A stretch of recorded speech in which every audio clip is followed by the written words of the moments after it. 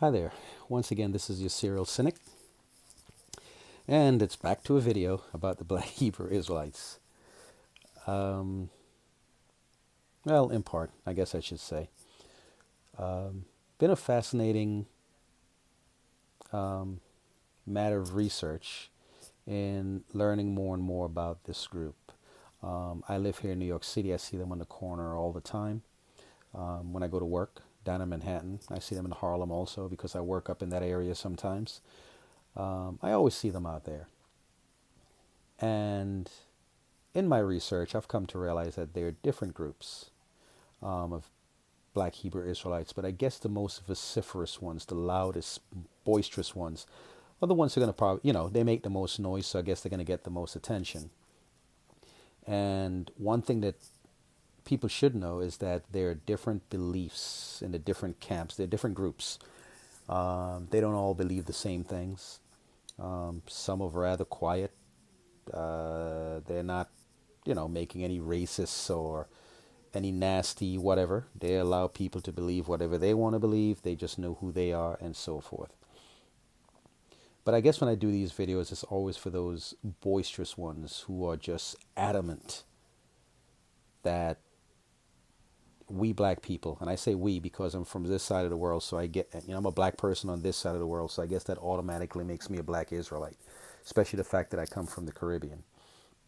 I guess those are the ones that I'm going to address in this video, as I have in my other videos. So I'm not talking to all Black Hebrew Israelites here. Um, I don't exactly know all the details of all the different beliefs amongst the different groups and the different camps and so forth. But this is most likely going to apply more or less to the ones here in a place like New York City. And again, part of the reason why I started this also is because when I started this channel, we were discussing Black Hebrew Israelites on my social media pages.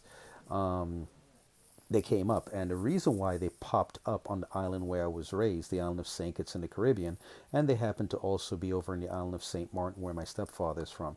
So they sort of, because of those are the parts of the world that I deal with a lot of people, they eventually came into the scope because they showed up and people are like, who are these people? What's these loudmouths doing on our street corners making a bunch of noise?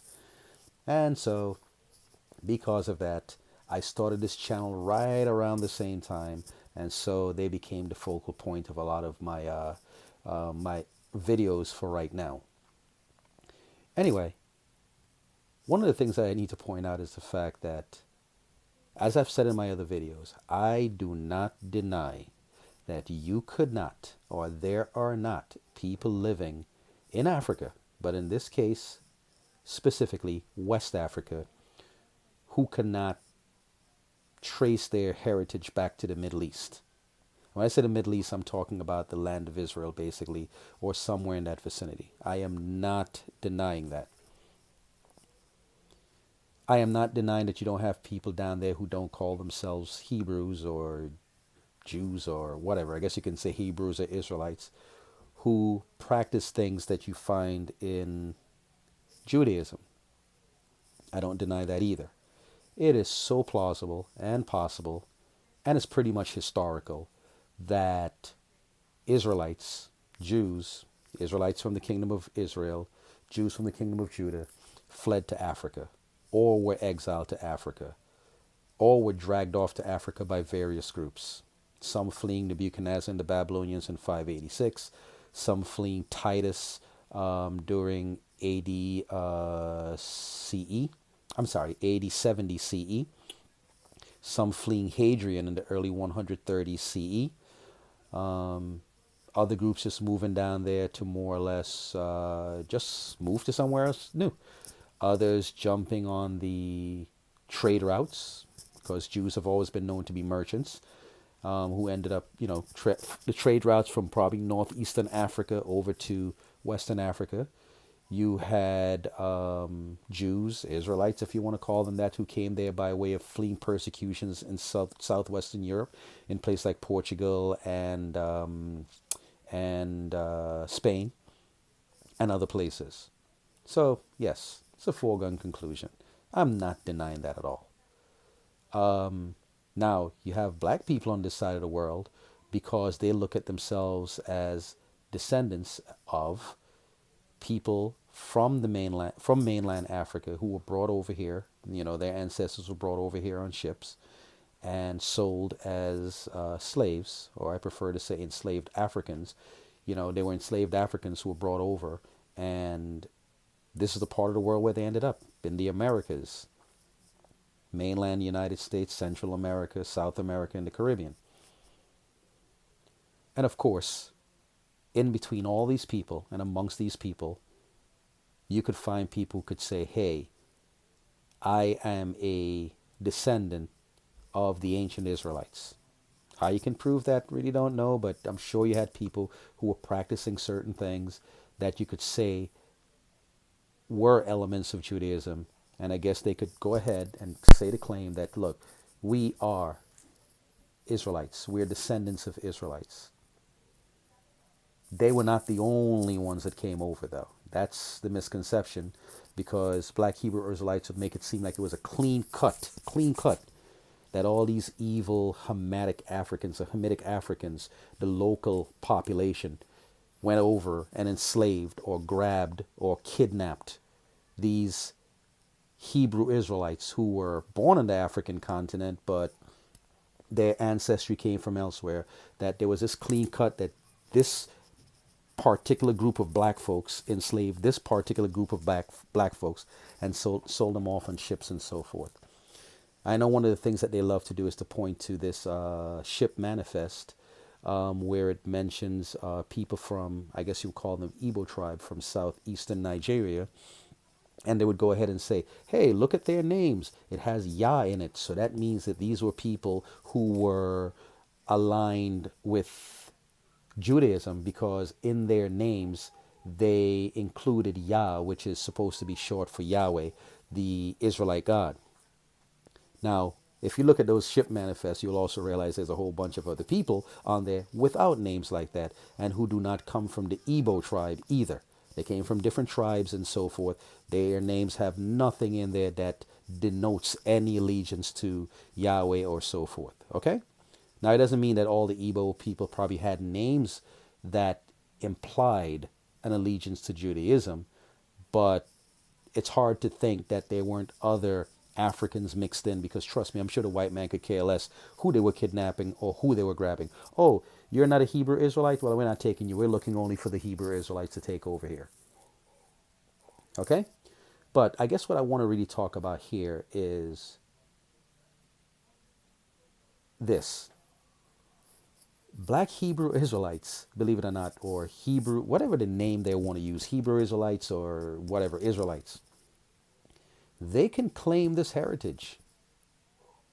And I sure won't be knocking them. Fine. I may be one for all I know. You can claim it without having to deny others the same identity. And that is always a problem right there. Something I learned a long time ago. And it's the prime definition of insecurity. If I have to make myself look good by making you look bad, there is a problem there with me. If the only way I think I can look good is to make you look bad, I am insecure. I need you. I need to pile on you. I need to discredit you. I need to put you down. I need to demean you. I need to dehumanize you to then make myself look good, because if I can put you down, somehow automatically that makes me look good. You could see what's completely wrong with that. Well, this is what happened with some black Hebrew Israelites. They're not happy with just claiming this is what I am. They have to go to the next step. Well, this is who I am because you are not who I am. So what do? They go and they point things like, well, those Jews in Israel, they're not really true Jews. We are the true Jews. We're going to discredit them to make us look good. No, you can hold your identity and they can hold theirs. What really, unless you're insecure, what the heck does their claim have to do with discrediting your claim? But we also know there's something at the bottom line here, because obviously you have these people in Israel, Israelis, Jews, whatever you want to call them. They're there in a land relatively prosperous, and you look at the black man in this side of the world, and so much of us are struggling, so much of us are going through all sorts of different things, and we don't have what they have. So it's natural to feel like they're stealing our birthright, or they have what we're supposed to have. We're supposed to be over there. It's supposed to be us black people over in that land, not them. And so it comes to the scripture that I want to talk about, which is one of them that black Hebrew Israelites use. And that is Revelation chapter 3, verse 9. Now, not surprisingly, that verse is cherry picked. Like a lot of other verses that black Hebrew Israelites do. It's like they cherry pick certain verses out of the Bible, pull them away from their context, interpret the verse by itself, devoid of the context, and draw some wild conclusion. Well, in this case, let me see here. Let me see if I can read the scripture. Revelation 3, 9.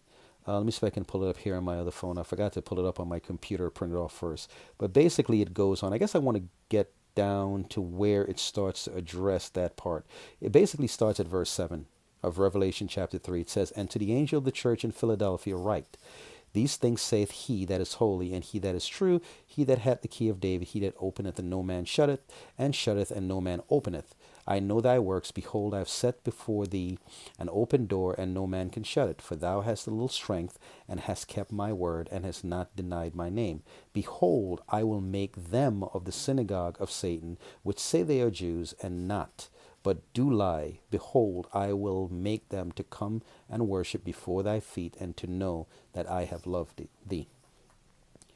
Those verses are what Hebrew Israelites, specifically verse 9, so what they use to basically say, see, it proves those people over there who claim themselves are Jews, because the Bible is saying it right here. Now, I've explained in another video, I'm one of the people that come on here to critique the black Hebrew Israelites, but I'm not one of those people that use the Bible to then turn around to critique them. In other words, I don't believe in the Bible like that. But I do use the Bible, and when I do use the Bible, I try to make sure I use it correctly. That's the big difference. I may not believe in it. Just like I may not believe in the Iliad or whatever went on inside there, or Snow White or whatever. But if you're interpreting the book properly, that's the fair thing to do. So it doesn't have to be something I believe in.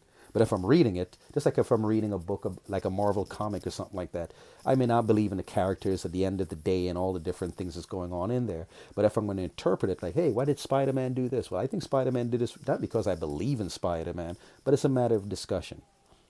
So here's what happened. Oops, I'm sorry about that. So here's what happened. In the chapter, I am a stickler for context. Oh my goodness, I love perspective. I cannot just take something and don't understand the context around which it's written in. Black Hebrew Israelites and a lot of people, even Christians, go ahead, pluck a verse out and create a whole church from this friggin' verse. You know? Well, I'm a stickler for context. And the context here is this. Number one, the writer here in the book of Revelation, again, I'm not saying I believe in this stuff, but I'm going to go ahead and treat the chapter, verse, book fairly in terms of interpreting it. The writer, first of all, is writing to a Gentile church. He's not writing to Jews. He's writing to a Gentile church in the ancient city of Philadelphia, which was in Asia Minor, which is what we call Turkey today. He is writing to a Gentile church, Gentile Christians.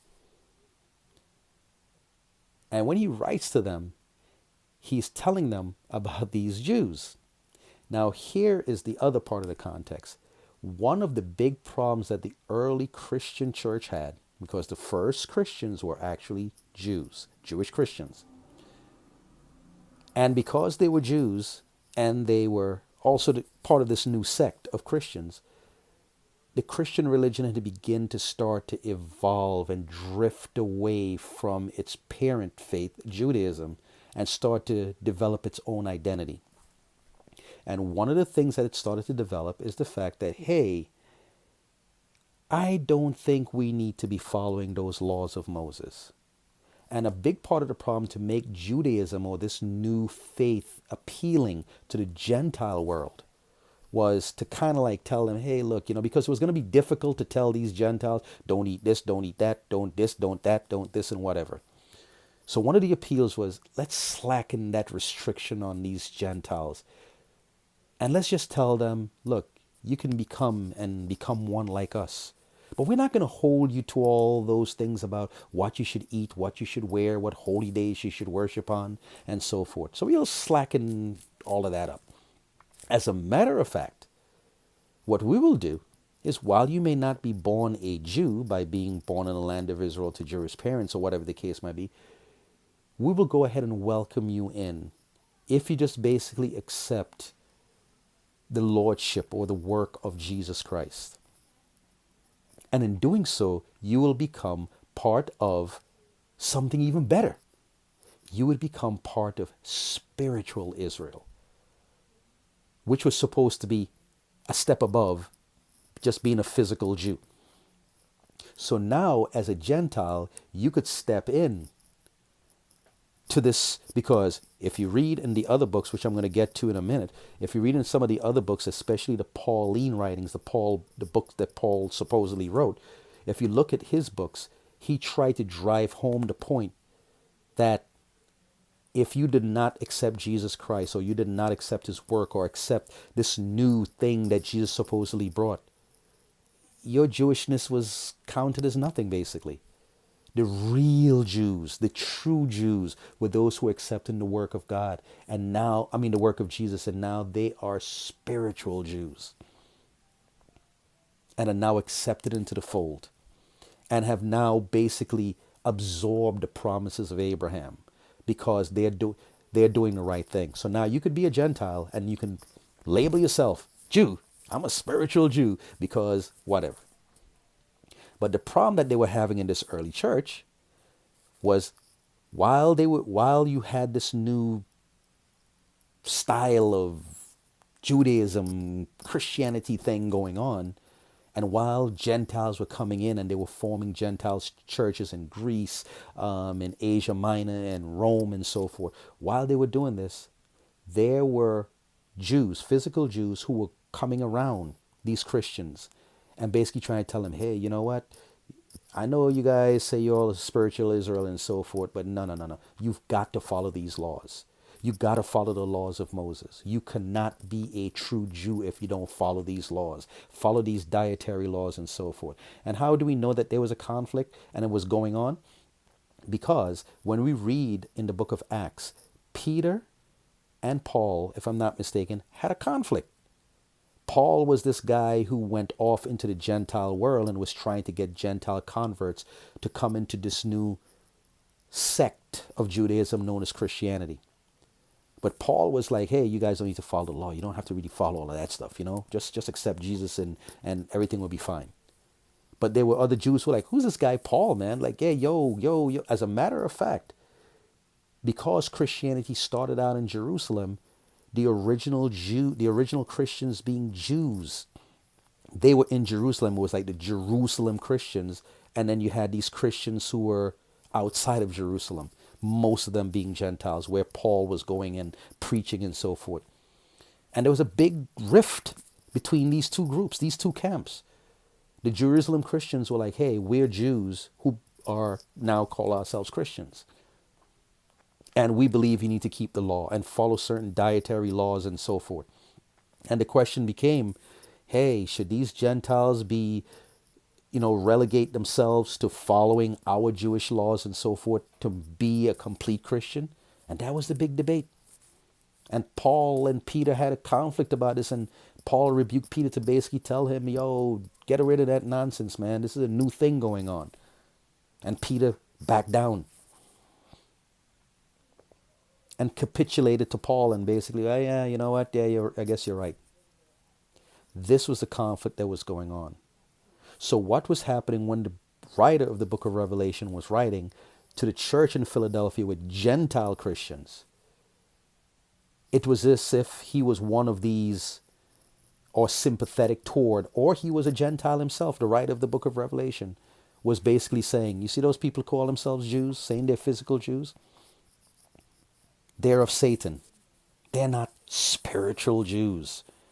They don't have the right ingredients to be the Jews like how God wants us to be, which is followers of Jesus Christ. So you could already hear, which is what goes on, and which is what goes on here with the black Hebrew Israelites. You could basically see it now. Same exact thing. We are the true Israelites. They don't have it like we have it, so they must be of Satan. Same thing was going on back then. So this has nothing to do with the idea of, well, it was more or less a symbolic reference to basically telling them, yeah, okay, you might be physical Jews and so forth, but don't you realize in this new world of Christianity, that doesn't get you in anymore. That does not give you carte blanche to basically say, hey, you know what? I'm on my way to heaven, or I'm right with God, or whatever. That wasn't good enough anymore. One had to accept the work of Jesus Christ dying on the cross and following his commands, not Moses's. And this is why Paul went to great lengths to talk about Jesus fulfilled the law, so we don't have to keep the law like this anymore, and we don't have to this, and we don't have to that, and whatever. That was the big conflict in the early church. Those who wanted to keep the law, those who saw no need to keep the law. And those who didn't want to keep the law and so forth, you know how it's going to start getting. The newfangled thing that is usurping the old religion. So this is Judaism, this is Christianity busting out, creating its own identity. And you know how that usually goes. Once this one rises to the pinnacle, you start to demonize the one that you came out of. Isn't this the same thing that Islam did with Christianity and Judaism? Christianity came out of Judaism and instead, you're wrong, you're not doing it right. Hey, you're wrong, you're wrong, you're wrong, you're wrong. We're the ones that's doing it right. We got it going. Judaism, take a seat. Islam came along later on. Hey, Christians don't have it right. They got the wrong book. They're worshiping some Jesus, whatever, and that's not who he is and whatever. And Judaism is a bunch of crap. They change up the laws and whatever the case might be. We Muslims have it correct. Isn't that how it goes? That is basically what transpired back then. So don't get carried away to say, hey, well, that thing is talking about these modern day Jews calling themselves Jews in Israel and their synagogue of Satan and so forth. It had nothing to do with today's world. That was something, a conflict that was going on in the early church. And this was where you could start seeing the venom between the two groups.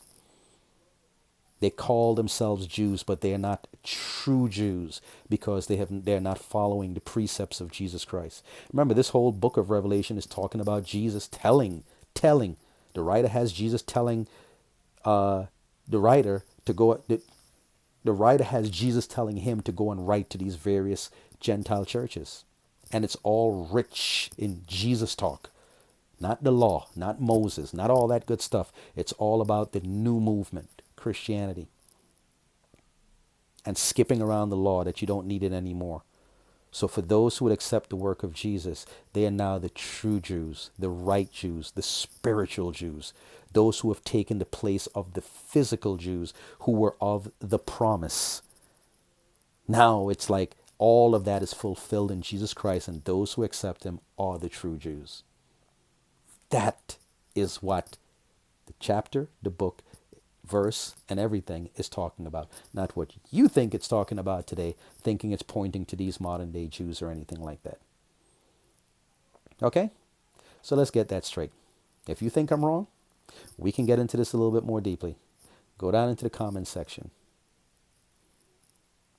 Put your questions down there, your thoughts or whatever. You don't have to get nasty about it, okay? If you think I'm wrong, again, the way you read your Bible is not to cherry pick a chapter and create a whole movement around it, not to take out a verse and create a whole movement or church around it. A lot of people have done that. No, the Bible tends to come, as crazy as it may be, it comes with context. Sometimes it's an entire book. You have to consider the context. Sometimes it's a few chapters. You have to consider the context. And then sometimes it's the chapter, you have to consider the context, and sometimes it's a lump of verses that you have to consider the context. Unfortunately, when black Hebrew Israelites start going around, they start cherry picking. Let me grab a verse from Amos that and pull it out of the context and make up something out of that. And let me pull one here from Deuteronomy chapter 28 and let me do this and let me do that. Wrong. You don't do it like that. You do stuff like that, you can come up with any kind of weird interpretations you want. So I just want to make this clear and bring this out to you guys, okay? Anyway, this is your Serial Cynic. Until my next installment, we'll see where we go with this. You have yourself a good night. Make sure you subscribe, like, share, come back and visit. Share your thoughts, questions, opinions. Feel free. Take care.